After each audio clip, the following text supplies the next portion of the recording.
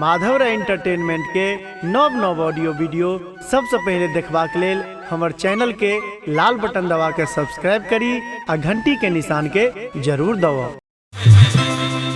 मिथिला वर्णन अहाँ के सुनाबी कि मिथिले में कहना विश्राम करबे विश्राम करबे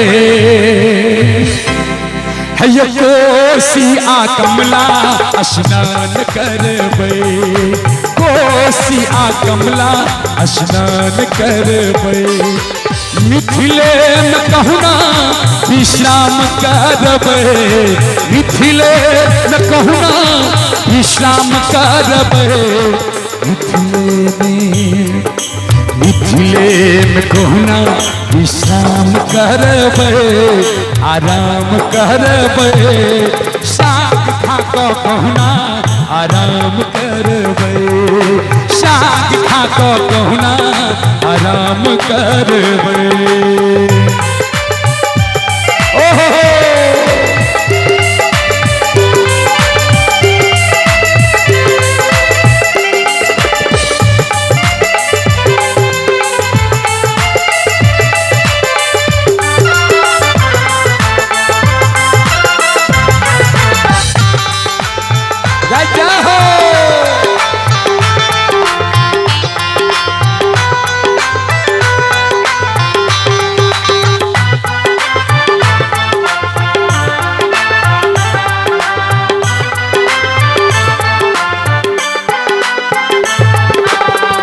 मंडन आया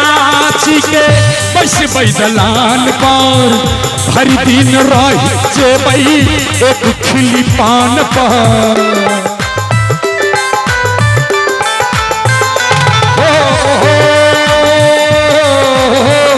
फूल लगाब हम अपने बगान में अनिक बर लागे हमरा तिरहुत गान में मिथिले में कहना विश्राम करबे विश्राम करबे विद्यापति के गुणगान करबे विद्यापति के गुणगान करबे।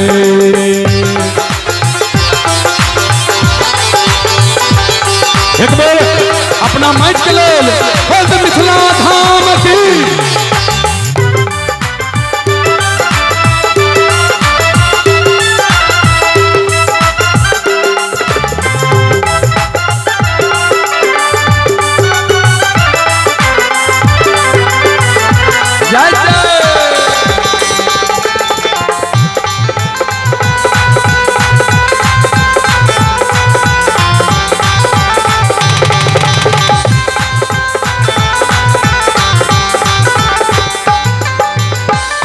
दर्शन करब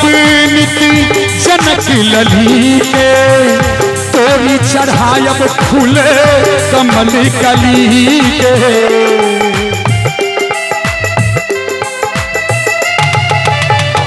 गीत गोसाउन की कवि के सुनेबई शरणामित पीबी सरस जुड़ेबई मिथिले में कहना विश्राम करबे विश्राम करबे सीता के निष्दिन प्रणाम करबे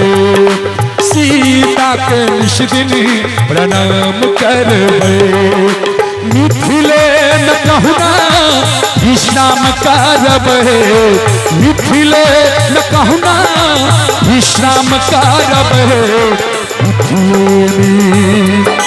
मिथिले में कहना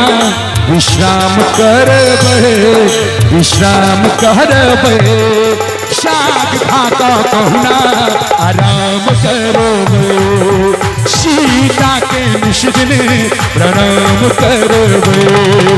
विद्यापति के गुणगान करबे कोसी आ कमला स्नान करबे।